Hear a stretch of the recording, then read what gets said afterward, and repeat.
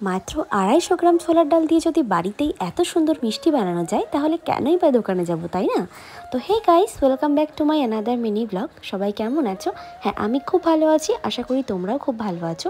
তো আজ প্রথমবার আমি বাড়িতেই একটা মিষ্টি ট্রাই করলাম বানানোর, তাই তোমাদের সাথে শেয়ার করলাম। তোমরাও যদি বানাতে চাও পুরো ভিডিওটা অবশ্যই দেখতে থাকো, আর স্কিপ তো একদমই করবে না, পারলে ভিডিওটা সেভ করে নাও। তাহলে চলো দেখে নেওয়া যাক যে এই সুন্দর সুস্বাদু মিষ্টিটা বানাতে গেলে কি কি প্রয়োজন। প্রথমেই বলে রাখি, আমি এখানে 250 গ্রাম ছোলার ডাল নিয়েছিলাম। তোমাদের পরিমাণ মতন তোমরা বুঝে নিয়ে নেবে। তো ছোলার ডালটা কিন্তু ওভারনাইট ভেজানো ছিল। এতটা টাইম ভেজাতে হবে যেন এটা প্রেস করলেই বা নখ দিয়ে কাটলেই কিন্তু ছোলার ডালটা ভেঙে যায়। তো এটাকে কিন্তু তোমরা গ্রাইন্ডারে গ্রাইন্ড করেও নিতে পারো, আবার বেটেও নিতে পারো, যার যেমন সুবিধা। আমি কিন্তু গ্রাইন্ডারে গ্রাইন্ড করে নিয়েছি। আর অবশ্যই ভালোভাবে ধুয়ে নেবে এবং গ্রাইন্ড করার সময় কিন্তু এক ফোঁটাও জল ইউজ করবে না, একটু দানা দানা করে গ্রাইন্ড করতে হবে যেন একদম মিহি না হয়ে যায়। তারপর এখানে পরিমাণ মতো সামান্য লবণ আর বেকিং সোডা অথবা খাবার সোডা দিয়ে ভালোভাবে মিক্স করে নিতে হবে। তারপরে একটা কড়াইয়ের মধ্যে অনেকটা পরিমাণ সাদা তেল নিয়ে মিশ্রণটাকে চ্যাপটা চ্যাপটা করে বড়ার মতন আকৃতির করে ভাজতে হবে।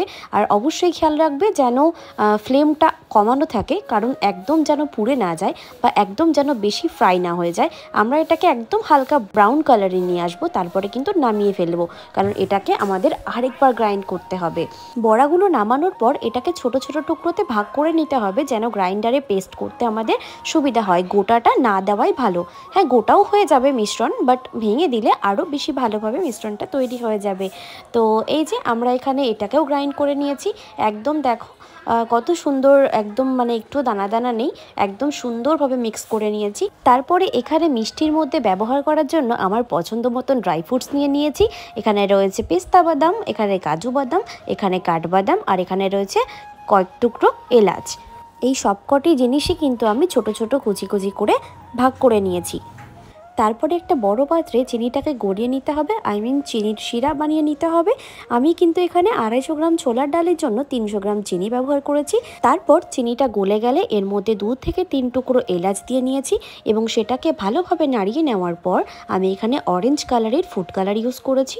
আর তোমরাও যেন অবশ্যই অরেঞ্জ কালারের ফুড কালারটা ইউজ করবে, যাতে দেখতে আরও বেশি লোভনীয় হয়, আরও বেশি ভালো লাগে।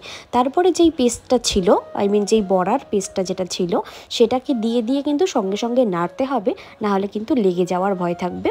তো এটাকে দিচ্ছিলাম আর কন্টিনিউ নাড়ছিলাম যাতে জিনিসটা তলায় লেগে না যায়। তো এইভাবে নাড়ানোর পর বেশ কিছুক্ষণ তারপরে দেখবে জিনিসটা অনেকটা আঠালো আঠালো ভাব চলে এসেছে এবং লাস্টে 2 টেবিল চামচ পরিমাণ মতন ঘি ছড়িয়ে নিয়েছি, যাতে যাতে ফ্র্যাগ্রেন্সটা বা স্মেলটা আরও সুন্দর আসে। তারপর একটা পাত্রে ঢেলে সেটাকে 2 থেকে 3 মিনিট মতো ঠান্ডা করে নিতে হবে ছড়িয়ে। খুব ঠান্ডা না হয়ে যায় সেদিকেও খেয়াল রাখতে হবে, কারণ ঠান্ডা হয়ে গেলে কিন্তু আমাদের মিষ্টিটা পাকানোর সময় খুব প্রবলেম হবে। তারপরে আমি এখানে কাজু বাদাম এবং কাঠবাদামগুলো ছড়িয়ে একবারে মিশিয়ে নিচ্ছি গোটা পেস্টটার সাথে এবং অল্প অল্প করে নিয়ে হাতের সাহায্যে গোল করেছি। এবং মিষ্টিগুলো পাকানোর পর মিষ্টির ওপরে ওপরে আমি কিন্তু 2-3 টুকরো পেস্তা বাদাম দিয়ে নিয়েছি, যাতে আরও বেশি সুন্দর লাগে দেখতে। এই যে ফাইনালি আমার মিষ্টি কিন্তু তৈরি। প্রথমেই আমি টেস্ট করলাম, যেহেতু আমি রান্না করেছি।